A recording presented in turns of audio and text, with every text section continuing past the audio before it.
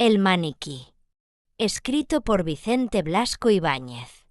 9 años habían transcurrido desde que Luis Santurce se separó de su mujer. Después la había visto envuelta en sedas y tules en el fondo de elegante carruaje pasando como un relámpago de belleza, o la había adivinado desde el paraíso del Real, allá abajo, en un palco, rodeada de señores que se disputaban el murmurar algo a su oído para hacer gala de una intimidad sonriente. Estos encuentros removían en él todo el sedimento de la pasada ira. Había huido siempre de su mujer como enfermo que teme el recrudecimiento de sus dolencias, y sin embargo, ahora iba a su encuentro, a verla y hablarle en aquel hotel de la Castellana, cuyo lujo insolente era el testimonio de su deshonra. Los rudos movimientos del coche de alquiler parecían hacer saltar los recuerdos del pasado de todos los rincones de su memoria. Aquella vida que no quería recordar iba desarrollándose ante sus ojos cerrados. Su luna de miel de empleado modesto, casado con una mujer bonita y educada, hija de una familia venida a menos. La felicidad de aquel primer año de pobreza endulzada por el cariño. Después las protestas de Enriqueta revolviéndose contra la estrechez. El sordo disgusto al oírse llamar hermosa por todos y verse humildemente vestida. Los disgustos surgiendo por el más leve motivo. Las reyertas a medianoche en la alcoba conyugal. Las sospechas royendo poco a poco la confianza del marido, y de repente el ascenso inesperado, el bienestar material colándose por las puertas. Primero, tímidamente, como evitando el escándalo. Después, con insolente ostentación, como creyendo entrar en un mundo de ciegos, hasta que, por fin, Luis tuvo la prueba indudable de su desgracia. Se avergonzaba al recordar su debilidad. No era un cobarde, estaba seguro de ello, pero le faltaba voluntad o la amaba demasiado. Y por esto, cuando tras un vergonzoso espionaje se convenció de su deshonra, solo supo levantar la crispada mano sobre aquella hermosa cara de muñeca pálida y acabó por no descargar el golpe. Solo tuvo fuerzas para arrojarla de la casa y llorar como un niño abandonado apenas cerró la puerta. Después, la soledad completa, la monotonía del aislamiento, interrumpida por noticias que le hacían daño. Su mujer viajaba por el centro de Europa como una princesa. Un millonario la había lanzado. Aquella era su verdadera existencia, para aquello había nacido.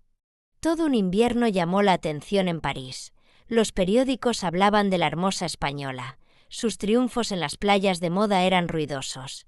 Se buscaba como un honor arruinarse por ella, y varios duelos y ciertos rumores de suicidio formaban en torno de su nombre un ambiente de leyenda.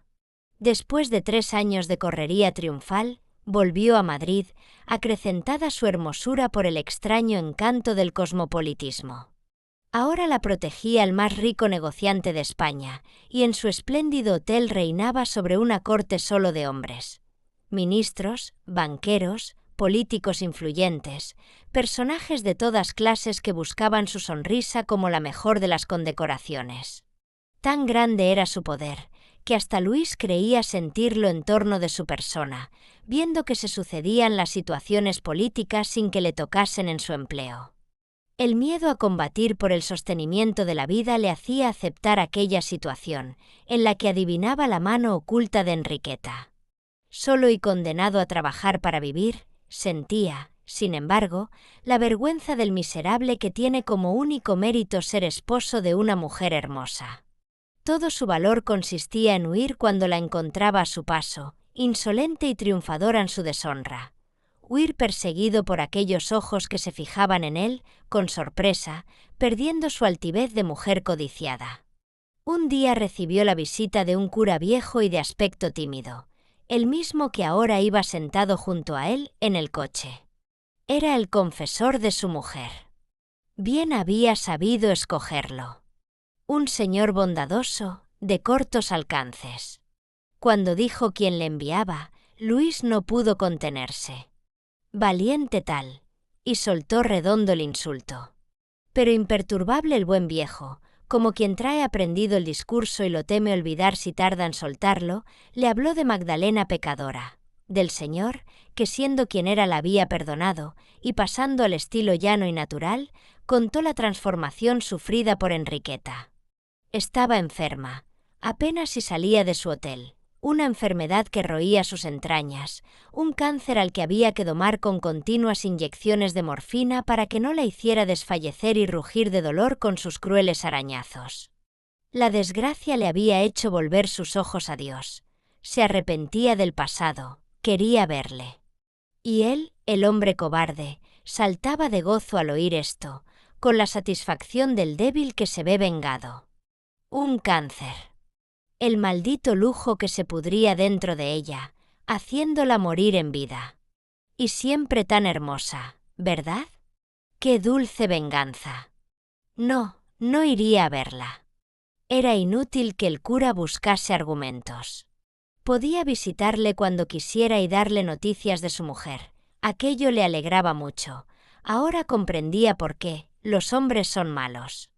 Desde entonces, el cura le visitaba casi todas las tardes para fumar unos cuantos cigarros hablando de Enriqueta, y alguna vez salían juntos, paseando por las afueras de Madrid como antiguos amigos. La enfermedad avanzaba rápidamente. Enriqueta estaba convencida de que iba a morir. Quería verle para implorar su perdón. Así lo pedía con tono de niña caprichosa y enferma que exige un juguete. Hasta el otro, el protector poderoso, dócil a pesar de su omnipotencia, le suplicaba al cura que llevase al hotel al marido de Enriqueta. El buen viejo hablaba con fervor de la conmovedora conversión de la señora, aunque confesando que el maldito lujo, perdición de tantas almas, todavía la dominaba. La enfermedad la tenía prisionera en su casa, pero los momentos de calma, cuando el pícaro dolor no la hacía ir de un lado a otro como una loca, hojeaba catálogos y figurines de París, escribía a sus proveedores de allá y rara era la semana en que no llegaban cajones con las últimas novedades. Trajes, sombreros y joyas que, después de contemplarlos y manosearlos un día en el cerrado dormitorio, caían en los rincones o se ocultaban para siempre en los armarios, como juguetes inútiles. Por todos estos caprichos pasaba el otro, con tal de ver a Enriqueta sonriente. Estas continuas confidencias hacían penetrar lentamente a Luis en la vida de su mujer. Seguía de lejos el curso de su enfermedad y no pasaba día sin que mentalmente se rozase con aquel ser del que se había apartado para siempre. Una tarde se presentó el cura con desusada energía. Aquella señora estaba en las últimas, le llamaba a gritos. Era un crimen negar el último consuelo a una moribunda, y él no lo consentía. Sentíase capaz de llevarle a viva fuerza. Luis, vencido por la voluntad del viejo, se dejó arrastrar y subió a un coche, insultándole mentalmente, pero sin fuerzas para retroceder. ¡Cobarde! Cobarde como siempre. En pos de la negra sotana atravesó el jardín del hotel que tantas veces, al pasar por el inmediato paseo, había espiado con miradas de odio. Y ahora nada, ni odio ni dolor, un vivo sentimiento de curiosidad, como el que entra en país desconocido paladeando anticipadamente las maravillas que espera ver. Dentro del hotel la misma impresión de curiosidad y asombro. ¡Miserable! ¿Cuántas veces en los ensueños de su voluntad impotente se había visto entrando en aquella casa como un marido de drama? El arma en la mano para matar a la esposa infiel y destrozando después, como una fiera loca, los muebles costosos, los ricos cortinajes, las mullidas alfombras. Y ahora la blandura que sentía bajo sus pies, los bellos colores, por los que resbalaba la mirada, las flores que le saludaban con su perfume desde los rincones, causábanle una embriaguez de eunuco y sentía impulsos de tenderse en aquellos muebles, de tomar posesión como si le pertenecieran por ser de su mujer. Ahora comprendía lo que era la riqueza y con qué fuerza pesaba sobre sus esclavos. Estaba ya en el primer piso y ni siquiera había percibido, en la calma solemne del hotel, ninguno de esos detalles con que se revela la muerte al entrar en una casa. Vio criados, tras cuya máscara impasible creyó percibir un gesto de curiosidad insolente. Una doncella le saludó con enigmática sonrisa, que no se sabía si era de simpatía o de burla para el marido de la señora. Creyó distinguir en una habitación inmediata un señor que se ocultaba, tal vez era el otro, y aturdido por aquel mundo nuevo atravesó una puerta, empujado suavemente por su guía. Estaba en el dormitorio de la señora, una habitación sumida en suave penumbra que rasgaba una faja de sol filtrándose por un balcón entreabierto. En medio de este rayo de luz se hallaba una mujer erguida, esbelta, sonrosada, vestida con un hermoso traje de soirée, las nacaradas espaldas surgiendo de entre nubes de blondas, el pecho y la cabeza deslumbrantes con el centelleo de las joyas. Luis retrocedió asombrado, protestando contra la farsa. ¿Aquella era la enferma? ¿Le habían llamado para insultarle?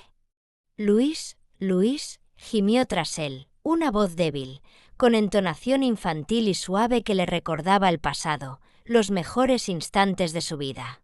Sus ojos, acostumbrados ya a la oscuridad, vieron en el fondo de la habitación algo monumental e imponente como un altar, una cama con gradas, y en la cual, bajo los ondulantes cortinajes, se incorporaba trabajosamente una figura blanca. Entonces se fijó en la mujer inmóvil que parecía esperarle con su esbelta rigidez y sus ojos de vaga mirada, como empañados por lágrimas.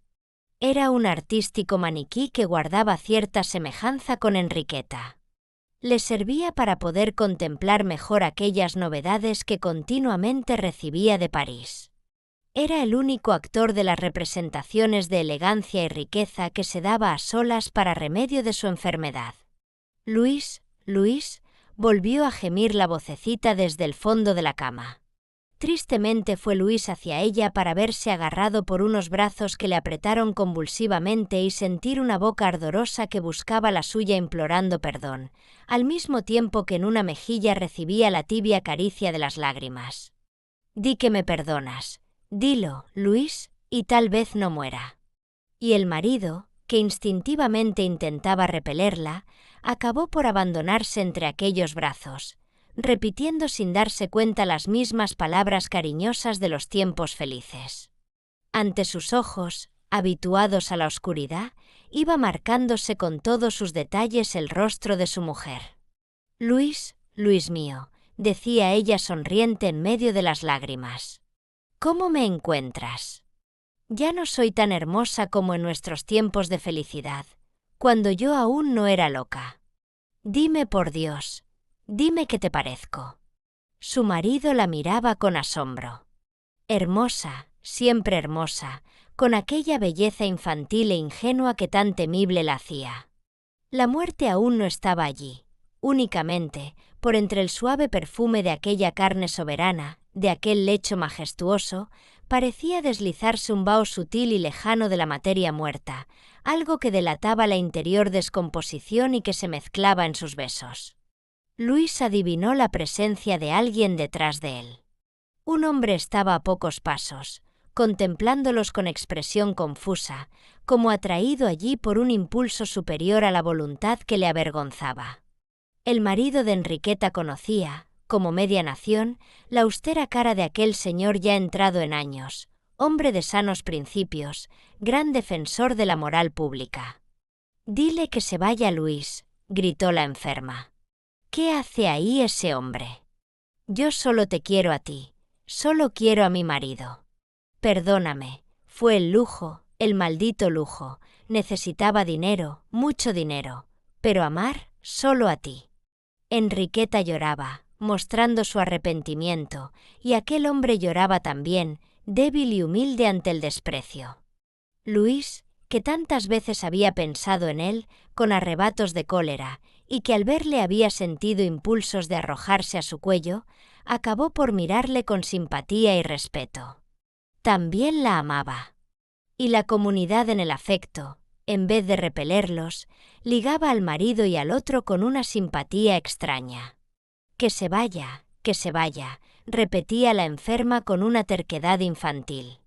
Y su marido miraba al hombre poderoso con expresión suplicante, como si pidiera perdón para su mujer, que no sabía lo que decía. «Vamos, doña Enriqueta», dijo desde el fondo de la habitación la voz del cura. «Piense usted en sí misma y en Dios. no incurra en el pecado de soberbia. Los dos hombres, el marido y el protector, acabaron por sentarse junto al lecho de la enferma. El dolor la hacía rugir, había que darle frecuentes inyecciones y los dos acudían solícitos a su cuidado. Varias veces se tropezaron sus manos al incorporar a Enriqueta y no las separó una repulsión instintiva. Antes bien, se ayudaban con efusión fraternal. Luis encontraba cada vez más simpático a aquel buen señor, de trato tan llano, a pesar de sus millones, y que lloraba a su mujer más aún que él. Durante la noche, cuando la enferma descansaba bajo la acción de la morfina, los dos hombres, compenetrados por aquella velada de sufrimientos, conversaban en voz baja, sin que en sus palabras se notara el menor dejo de remoto odio. Eran como hermanos reconciliados por el dolor. Al amanecer murió Enriqueta, repitiendo, «Perdón, perdón». Pero su última mirada no fue para el marido. Aquel hermoso pájaro sin seso levantó el vuelo para siempre, acariciando con los ojos el maniquí de eterna sonrisa y mirada vidriosa. El ídolo del lujo que erguía cerca del balcón su cabeza hueca, sobre la cual, con infernal fulgor, centelleaban los brillantes, heridos por la azulada luz del alba. Fin de El maniquí, de Vicente Blasco Ibáñez.